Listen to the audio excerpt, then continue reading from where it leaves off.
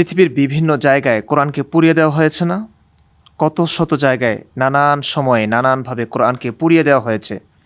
ইসলামের বিরুদ্ধবাদীরা, ইসলামের চিরশত্রুরা কোরআনকে ফু দিয়ে মুছে দিতে চায়, কোরআনকে তারা পুড়িয়ে নিঃশেষ করে দিতে চায়। কিন্তু যে কোরআনের হেফাজতের দায়িত্ব নিয়েছেন স্বয়ং আল্লাহ, সেই কোরআনকে কখনো মোছা যাবে? সেই কোরআনকে কখনো নিশ্চিহ্ন করা যাবে না। কোরআনকে যত জায়গায় নিশ্চিহ্ন করে দেওয়ার অপচেষ্টা চালানো হয়েছিল, কোরআন কিন্তু কোনোভাবেই মুছে যায়নি। শত শত হাফেজ আছে, কোটি কোটি হাফেজ আছে পৃথিবীতে, কোরআনকে তারা বুকে ধারণ করে আছেন। আমাদের মুসলিমদের 99% লোক হয়তো বিশ্বাস করে, পরিপূর্ণরূপে বিশ্বাস করে যে কোরআনের সংরক্ষণাবেক্ষণের দায়িত্ব আল্লাহর হাতে, আল্লাহ এটিকে হেফাজত করবেন। তার পূর্ণ ইয়াকিন আছে, বিশ্বাস আছে, দৃঢ় বিশ্বাস তার আছে যে এই কোরআনের সংরক্ষণের দায়িত্ব, এই কোরআনের হেফাজতের দায়িত্ব আল্লাহ নিয়েছেন, যেহেতু আমাকে আর টেনশন করতে হবে না। তারা নিশ্চিন্ত হয়ে বসে আছেন, কারণ তাদের ঈমান পরিপূর্ণ, যেটির হেফাজতের দায়িত্ব আল্লাহর হাতে, আল্লাহই রক্ষণাবেক্ষণ করবেন। আমাদের বিশ্বাস পাকাপোক্ত।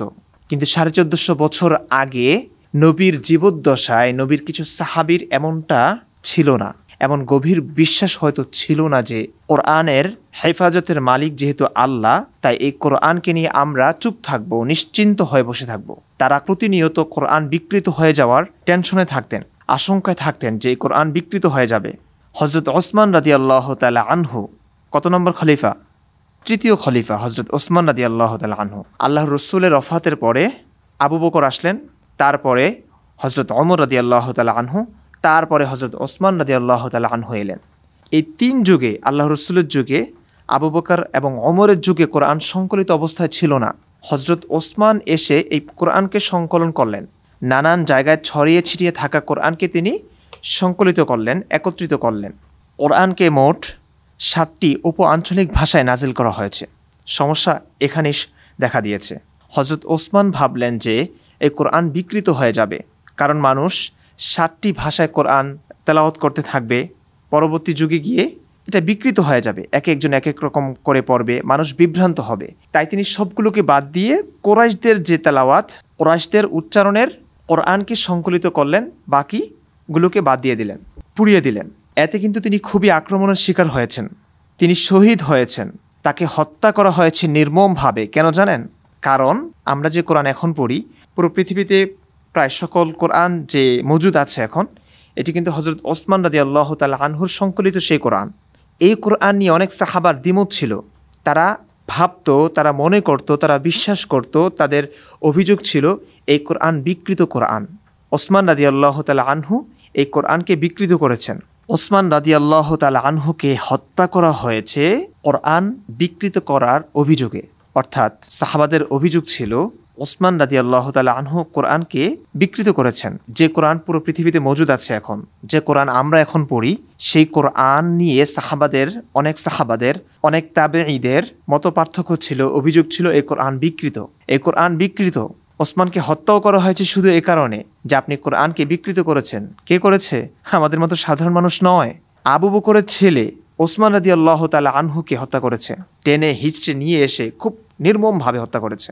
মানে হত্যাকারীদের মধ্যে তিনিও ছিলেন। অভিযোগ কি? ওসমান রাদিয়াল্লাহু তাআলা আনহু কোরআনকে বিকৃত করেছে, আল্লাহর কোরআনে বিকৃতি এনেছে ওসমান, এই কারণে তাকে হত্যা করা হয়েছে। সেই কোরআন কিন্তু আমরা পড়ি। ইবনে মাসউদ আমাদের এই কোরআনকে মানতেন না। তার ধারণা, তার বিশ্বাস সূরা ফালাক এবং সূরা নাস কোরআনের অন্তর্ভুক্ত নয়। অথচ এই কোরআন, এখন আমরা যে কোরআন পড়ি, এই কোরআনের গুরুত্বপূর্ণ দুটি সূরা হচ্ছে সূরা ফালাক এবং সূরা নাস, শেষ দুটি সূরা। এই দুটি সূরাকে আব্দুল্লাহ ইবনে মাসউদ রাদিয়াল্লাহু তাআলা আনহু, যিনি প্রখ্যাত এবং বিখ্যাত সাহাবী, জাদ্রেল সাহাবী, রাসূলুল্লাহ সাল্লাল্লাহু আলাইহি সাল্লাম যার জ্ঞান নিয়ে গর্ব করতেন, দোয়া করেছেন আল্লাহর কাছে, রাঈসুল মুফাসসিরিন যিনি, তিনি এই দুটি সূরাকে কোরআনের অন্তর্ভুক্ত বলে মনে করতেন না। তো যেটি বলছিলাম, আমাদের যুগে আমরা পরিপূর্ণরূপে বিশ্বাস করি যে কোরআনের হেফাজত স্বয়ং আল্লাহ করবেন, এটা দায়িত্ব আল্লাহ নিয়েছেন। যেহেতু ইন্না নাহনু নাযালনা যিকরা ওয়া ইন্না লাহু লাহাফিজুন, আমি এই কোরআন অবতীর্ণ করেছি এবং এর সংরক্ষণাবেক্ষণের দায়িত্ব আমি নিয়েছি, আমি নেব, আমার হাতেই। অথচ সাহাবায়ে কেরাম রাদিয়াল্লাহু তাআলা আনহুম অনেকেই আশঙ্কায় থাকতেন যে এই কোরআন কখন জানি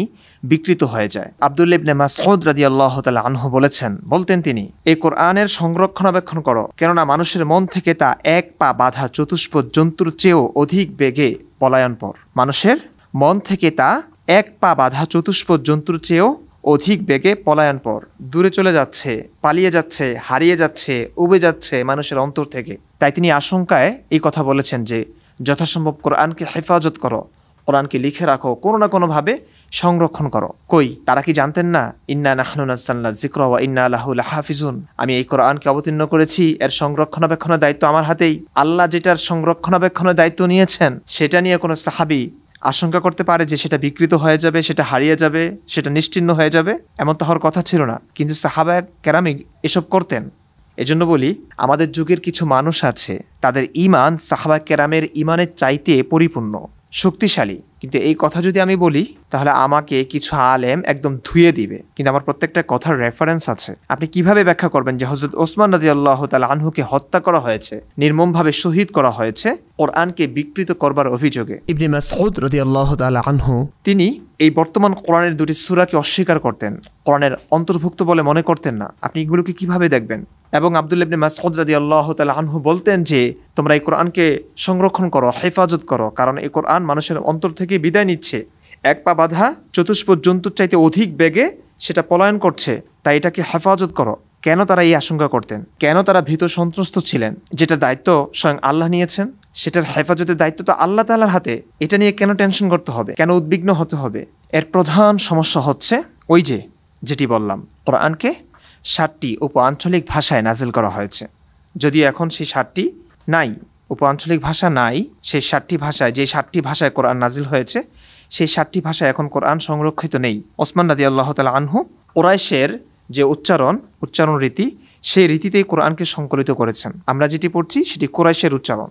একটি হাদিস পড়ে শোনাই। ওমর ইবনুল খাত্তাব রাদিয়াল্লাহু তাআলা আনহু থেকে বর্ণিত, তিনি বলেন, হিশাম ইবনে হাকিম রাদিয়াল্লাহু তাআলা আনহুকে রাসূলুল্লাহ সাল্লাল্লাহু আলাইহি ওয়াসাল্লামের জীবদ্দশায় সূরা ফুরকান তেলাওয়াত করতে শুনেছি। তিনি বিভিন্নভাবে কোরআন তেলাওয়াত করেছেন, আমি খুব গভীর মনোযোগ দিয়ে শুনছি। কিন্তু রাসূলুল্লাহ সাল্লাল্লাহু আলাইহি ওয়াসাল্লাম আমাকে যেভাবে সূরা ফুরকান শিখিয়েছিলেন তিনি তার ব্যতিক্রমভাবে পড়ছিলেন। আমি খুব সহ্য করতে পারছিলাম না, মনে হচ্ছিল নামাজের মধ্যে তার উপর ঝাঁপিয়ে পড়ি। কিন্তু আমি অনেক কষ্টে নিজেকে সামলে নিলাম। যখন নামাজ শেষ হলো, হিশাম ইবনে হাকিম যখন নামাজ শেষ করলেন, নামাজ শেষ হওয়ার সাথে সাথে ওমর ইবনুল খাত্তাব রাদিয়াল্লাহু তাআলা আনহু তার কাছে গিয়ে তার চাদর দিয়ে তার গলা টেনে ধরলেন। আপনি চিন্তা করুন, এক সাহাবী, বিখ্যাত সাহাবী নামাজ শেষ করলেন, নামাজ শেষ করার সাথে সাথে ওমর ইবনুল খাত্তাব, অর্ধজগতের বাদশাহ, ইসলামের দ্বিতীয় খলিফা, তিনি ইমামের চাদর দিয়ে তার গলা পেঁচিয়ে ধরলেন। জিজ্ঞেস করলেন, তোমাকে যেভাবে কোরআন পাঠ করতে শুনেছি এভাবে তোমাকে কে শিক্ষা দিয়েছে? হিশাম ইবনে হাকিম রাদিয়াল্লাহু তাআলা আনহু বললেন, রাসূলুল্লাহ সাল্লাল্লাহু আলাইহি ওয়াসাল্লাম আমাকে এইভাবে শিক্ষা দিয়েছে। তিনি বললেন, তুমি মিথ্যা বলছো। তিনি বললেন যে না, আমি সত্য বলছি। তিনি তাকে জোর করে টেনে হিঁচড়ে রাসূলুল্লাহ সাল্লাল্লাহু আলাইহি ওয়াসাল্লামের কাছে নিয়ে গেলেন। নিয়ে গিয়ে অভিযোগ করলেন, ইয়া রাসূলুল্লাহ, সে তেলাওয়াত করছিল সূরা ফুরকান, আপনি আমাকে যেভাবে শিক্ষা দিয়েছিলেন সে ওভাবে পড়ছিল না, সে ভিন্নভাবে পড়ছিল। আল্লাহ রাসূল সাল্লাল্লাহু আলাইহি ওয়াসাল্লাম তাকে বললেন, ওমর ছাড়ো, হিশাম ইবনে হাকিমকে ছাড়ো, হিশাম তুমি পাঠ করো। হিশাম সেভাবেই পাঠ করছিলেন, হযরত ওমর রাদিয়াল্লাহু তাআলা আনহু যেভাবে শুনেছিলেন। আল্লাহ রাসূল সাল্লাল্লাহু আলাইহি ওয়াসাল্লাম তার তেলাওয়াত শুনে বললেন, কোরআন এভাবেই নাজিল করা হয়েছে। হযরত ওমর রাদিয়াল্লাহু তাআলা আনহুকে তারপর বললেন, ওমর তুমিও পাঠ করো সূরা ফুরকান। ওমর রাদিয়াল্লাহু তাআলা আনহু সূরা ফুরকান পাঠ করলেন আল্লাহ রাসূল সাল্লাল্লাহু আলাইহি ওয়াসাল্লামের সামনে ভিন্নভাবে। রাসূলুল্লাহ সাল্লাল্লাহু আলাইহি ওয়াসাল্লাম তাকে যেভাবে শিক্ষা দিয়েছেন, হিশাম ইবনে হাকিম যেভাবে পড়েছেন, তেলাওয়াত করেছেন, সেভাবে নয়, ভিন্নভাবে। রাসূলুল্লাহ সাল্লাল্লাহু আলাইহি ওয়াসাল্লাম হযরত ওমর ইবনুল খাত্তাব রাদিয়াল্লাহু তাআলা আনহুর তেলাওয়াত শুনে বললেন, কোরআন এভাবেও নাজিল করা হয়েছে।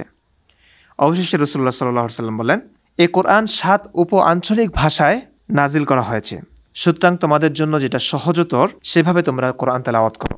কিন্তু ওসমান রাদিয়াল্লাহু তাআলা আনহু কোরআন বিকৃত হয়ে যাবে এই আশঙ্কায়, এই অজুহাতে রাসূল করিম সাল্লাল্লাহু আলাইহি ওয়াসাল্লামের উপর কোরআন যত ভাষায় নাজিল হয়েছে সবগুলো ভাষাকে উপেক্ষা করে তিনি মাত্র একটি উচ্চারণ রীতি রাখলেন, একটি আঞ্চলিক ভাষায় রাখলেন, সেটি হচ্ছে কুরাইশের উচ্চারণ রীতির। কুরাইশদের উচ্চারণে কোরআন সংকলনের সিদ্ধান্ত তিনি নিয়েছিলেন।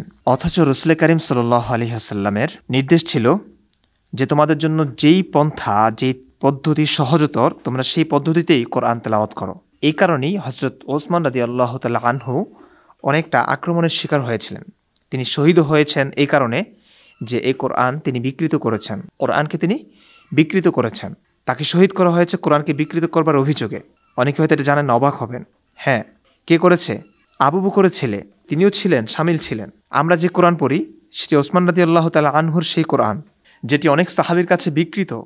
এক কথায় আমরা যে কোরআন পড়ছি সেই কোরআন বিকৃত, ভাবা যায়।